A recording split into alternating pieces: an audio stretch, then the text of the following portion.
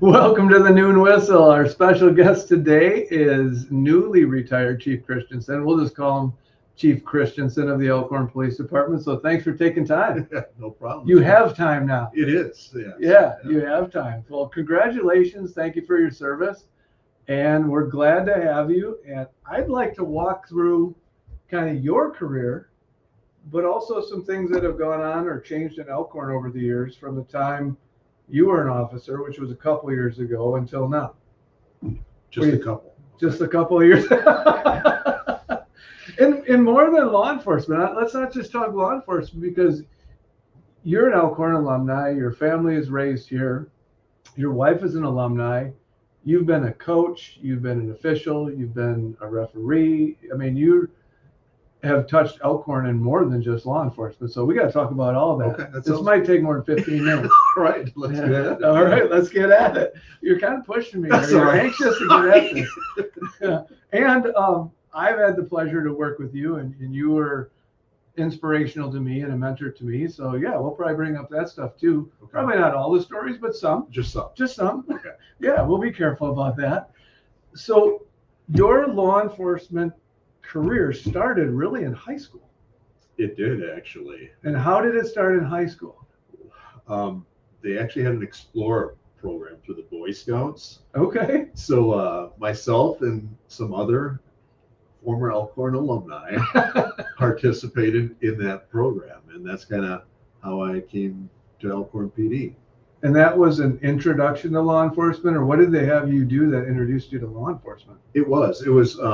So officers, do you remember Ron Smith? I do. Okay. I believe another former alumni, and Dan Dixon, Okay. spearheaded the program, actually. Oh. And yeah, you kind of not only got to ride along on ride-alongs, they would actually have specific like training topics, CPR or the like. Oh, wow.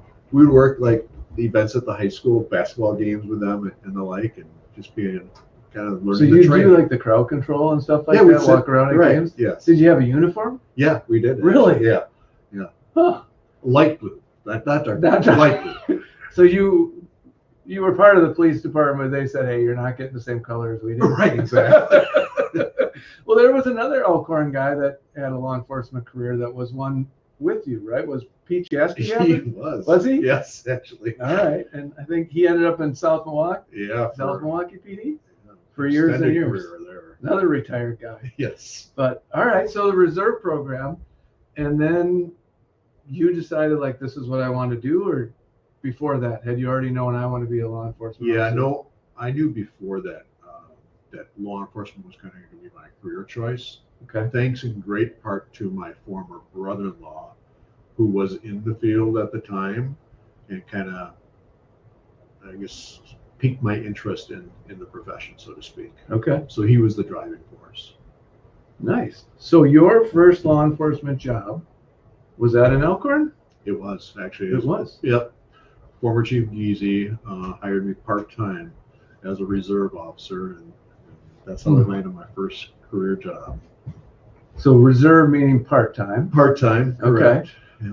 And then, if I remember right, I don't think, was Elkhorn your first full-time job? No, actually, Bob Prusing down in Williams Bay hired me full-time. Okay. So I was a police officer down in Williams Bay for just over a year. Okay. Coming back to Elkhorn. I continued to work part-time in Elkhorn during that time, All right. but a spot opened up full-time here in Elkhorn, and I came back home. Well, we're glad you didn't stay in the Bay and came to Elkhorn, but the Bay is a great place. A lot of good things come from Williams Bay. That is very true. So you were fairly young when that all took place, right? Yeah, too young. I'm sorry Too to young? say, yes. Okay. We won't Looking say back how on it young, now. but you were very young. So then you were working part-time for Elkhorn. What year did you get hired? We don't even need to say that, do we? What year you got hired in Elkhorn? Was that It's 89. I got 89 you got hired in Elkhorn full-time? full-time. Okay. And then off you went from there. Never looked back? Never looked back. Never looked back. Okay. So you were a patrolman then in Elkhorn? Correct. All right. And I want to tell a story here because I got hired in 90 at the Elkhorn PD. And we were working, it must have been, I don't know, maybe 92 or so. And you had asked me one night, we were working third shift, like, what do you want to do with your career here? And I was just happy as punch to be a patrolman and a young kid. Like, well, this is exciting. This is neat. I love this. And you told me when I asked you, you said, well, I want to be chief. And I thought you were nuts. I'm like, how does this young guy know he wants to be chief? But yeah, okay. And I agreed with you on that. And yeah, you worked hard and ended up being the chief. And I'm like, this guy's dreams came true. But there were a couple steps in between, right? You just didn't jump from patrolman to chief. No. So in 1999, I was selected as a detective. Okay. And I did that work for a couple of years as well. And then 2001, I received a promotion to lieutenant. Okay. Before taking the chief spot in 2002. Okay. And then 2002 to 2026, you've been the chief of police. Yes. Yeah. A great run. It has been a great run. Yeah, we're thankful that you're the chief. You've done a lot of good things, and I'd kind of like to run down some of these. I know you're not a guy to brag or boast or talk too much about yourself, but I think it's worth recognizing that at the time you became chief, the police department was still on North Washington Street in a shared building. The old county highway department. The old county highway department, yeah, and it was pretty small. Well, it was small. It was really small. The multi-use room where you ate lunch in front of the person you have in custody. Yes, true. It was small. Multi-purpose room. You got your mail there. You got your coffee there. You're right. You're right. But recognizing that, you started the process of what can we do to get a new police department? And yeah, tell us about kind of that journey and where the police department ended up. Well, we have been looking at with the city being able to utilize the former sheriff's office right downtown in the square. And that ended up coming to fruition. And we ended up remodeling the first floor of what used to be the sheriff's office on the west wing of the county building. And then on the second floor, about half of that as well, where the former jail once was. So we were able to renovate that and meet that for really the foreseeable needs right now. Yeah. And you probably remember, how many square feet was that? Oh, approximate. Because I think, was the old police department like maybe 1,000 square feet or so? Maybe 2,000? Yeah, because there was a slight addition that, I don't know if you remember, we did at the former police department as well, where there was just a breezeway kind of back to the garage, and we remodeled and added on some rooms to make kind of a makeshift locker room as well as an interview room. Yeah, yeah. So we added some additional space, but I want to say, don't quote me on this, but I want to say that ground floor is close to 10,000 square feet at the police department. So we probably have close to 15, but that's just a guess. So significant move. Oh, it was, yeah, and much needed. Yeah. Yeah. No, that was a big move, and yeah, I failed to mention that the sheriff's department moved out, and that's when they got their new facility out by the hospital. Correct. And then the police department moved in. Yeah, there was that time period in between where it just kind of sat vacant for a number of years before we were able to renovate. But it was a vast improvement. Like I said, there's still plenty of space. There's room for future growth there as well. Oh, wow. Wow. Yeah, no, big move, big step for Elkhorn Police Department, really, and being in the center of town was handy.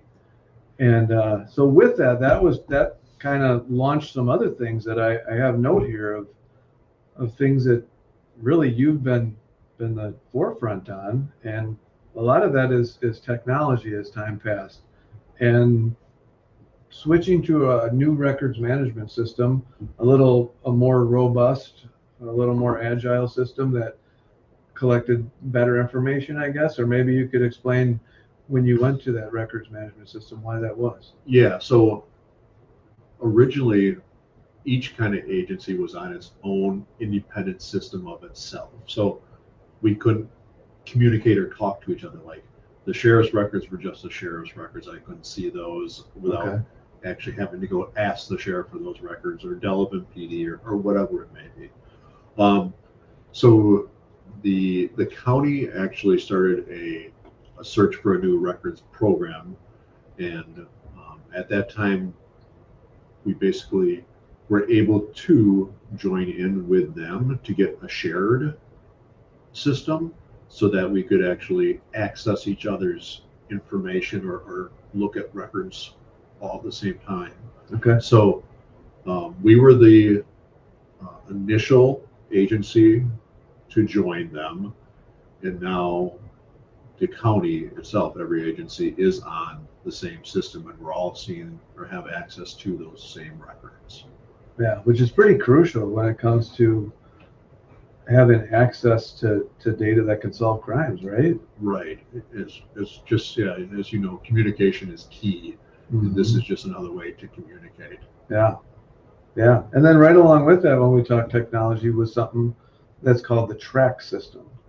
And that's a state of Wisconsin system, correct? Yeah, it's throughout the state. Every agency now uses tracks, which is kind of basically an online traffic citation and crime system. So going away from the books that you had with the carbons and rip out and things like that. I actually came across some of those in my bag. I had to share with some of the officers. Well, you should keep those antiques. That's why I gave them to the officers. Hey, this is the old days where you had white out, pink white out, right, blue white out, yellow white out. So when you typed the back on a typewriter, right, you made a mistake. Exactly. You could get it, but and you better keep some too in case the system goes down. At least then you got some. Right, exactly. But yeah, that was another big advancement, and that, when you say traffic citation, that started the computers in the car. Right, correct, yeah. And a printer in the car, right? Printer in the car, yeah. Back in the day, it was just the radio was all you had in your shotgun, basically, with you in the car. Yeah, throwing back to that, you're right. It was, you had a radio and that was it. Yep, and then the controls for the light. Otherwise, that was it. There wasn't a lot of buttons. No, there wasn't much technology. Then there was a point where the police department made a move on vehicles. It went from Crown Victorias, the Ford Crown Victorias, to like an SUV. What were some of the reasons for making those changes? Primarily just better for the weather, the environments that we face on a daily basis. The all-wheel drive obviously was much needed over the rear-wheel drive.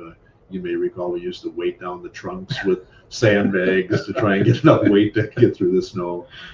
So primarily it was just kind of what we have to face here in the winter weather to get through, as well as it's better on the equipment to keep it all temperature controlled versus in the trunk where it suffers the cold. Sure. Yeah. Where the things like AEDs and that oxygen tanks don't do so well when it gets below zero. Correct. Okay. Yeah. And everything's got a battery now. So. Right. Another thing that you were really adamant about was community policing. Why did you feel community policing strategies and those things were so important to a police department? Just because policing is about building relationships, and you have to get out and meet with the people in order to get your work job done. Mm-hmm. So yeah, we've done everything that we can to try and expand on that to this day, but it's about relationship building. Yeah, it is. And I think Elkhorn does a good job with that. And it's, like you said, it's continued, and you continued that on and even took it even farther forward. I know you guys have done stuff like Coffee with a Cop and things like that to build those relationships. And we are still a small town. We are. Right? And that's probably even more crucial in a small town than it is in a large city, maybe. Right. I think undoubtedly. Yeah. And moving right on, you've got a lot of work done while you've been here. What's called the CSO program. What is that, and how did that come about? So the Community Service Officer program was kind of born out of the idea of getting younger people interested in the job, an opportunity to experience it firsthand on a part-time basis, at least portions of it. Mm-hmm. obviously a community service officer is a civilian position, so they cannot go out and arrest people. Okay. But they handle many of the same things that an officer would, as far as like quality of life things, whether that be a parking complaint or an animal complaint, a nuisance of some type. So it was about getting that experience for people maybe while they're in school to become a police officer, and then using that as a resume builder for them, or just seeing if this profession is or is not for them. And we had so much success.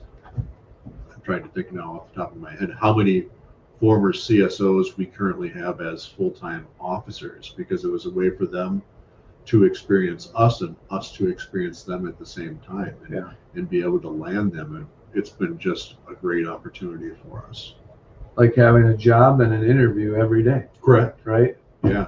While still going to school and getting some money at the same time. Yep. It's been, I think, a win-win. When did that program start? What do you recall what year that was? Oh, it was in the early 2000s. I don't remember the exact year. Shortly after, I want to say like 2004, possibly. Okay. Yeah, so that's been around a while. Yeah, for sure. That's been around a while. And it's actually expanded now. We actually have a full-time community service officer. Okay. Who's taken over evidence and property management functions as well. Just trying to relieve those kind of duties from an officer's responsibility, so an officer has more time to do their investigations or whatever. Okay. And I suppose keep them on the road instead of in the evidence room doing stuff. Correct. More visible. Nice. Nice. Well, do you have anything that, there might be one more question. Is there something that stands out to you that you're most proud of, or something in the time that you've been in law enforcement that, I guess maybe most proud of is what I'm thinking of. Is something that stands out to you, like this was really, a game changer? Or I don't know if there's anything that's most proud. I guess just looking back at things, obviously more recent is obviously easier sometimes to look at. But for the tragedy that happened at the sports page, I think how we came together as an agency with assistance of others to be able to put that crime to rest in such a short period of time, because truly the community was at unease. Sure. And to be able to do what we did in the period of time was something that I'm very proud of the team and what they did. Sure. Yeah, that's a big one in a time of community and police and other agencies, and everybody needs to come together.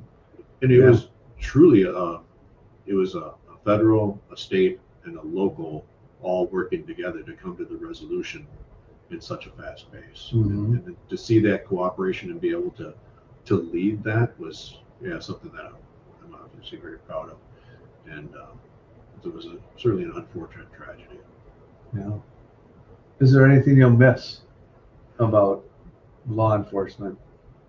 Yeah, for sure. I'm sure there's many. Yeah, right. Yeah, it's great to retire, but it is. I still love the job. I love law enforcement. That's what I always wanted to do. Is what I've always done. Yeah. So I enjoy the work. 37 years. Is that correct? Yeah, 30. So, okay. Yeah, 87. Well, if you count my part-time work, it'd be 38. Yeah. Okay. So yeah, but more importantly, I think it's going to be missing the people that I was able to work with on a daily basis, as well as the relationships that I've been able to, glean throughout that. Sure. That's what I miss most. And the relationships are unique in law enforcement, I think, because in other places people work, you work with people and side by side and in teams and stuff like that. But I think in law enforcement and fire and rescue is probably very similar. Like you're dealing with stuff that you really rely and are vulnerable to your partner or other law enforcement officers as you're going through it. When there's, tragedy or crime or things like that, I think, you develop a pretty unique bond with the people you work with, whether your agency or other agencies. Would you agree with that? Yes, for sure. Without a doubt. I mean, yeah, whether it's you have to have a certain trust in Yeah. each other when you're working together as a team, and sometimes the team is just you and your partner. Yeah. You're Yeah. dealing with people in trying times sometimes. Yeah. And when things get bad and you look at each other like, we got to handle this, and it's just you and I, like Right. you really have to trust that person. Yeah, exactly. Yeah. Well, thank you for taking time today to You're chat. welcome. And yeah, I appreciate it. I appreciated my 28 years working with you and for you. And yeah, I hope you have a great retirement. And you certainly had a great career, and Elkhorn's lucky to have you. And hopefully that whoever that next person is will carry that tradition on. I appreciate it. So thank you. And thank you guys for listening.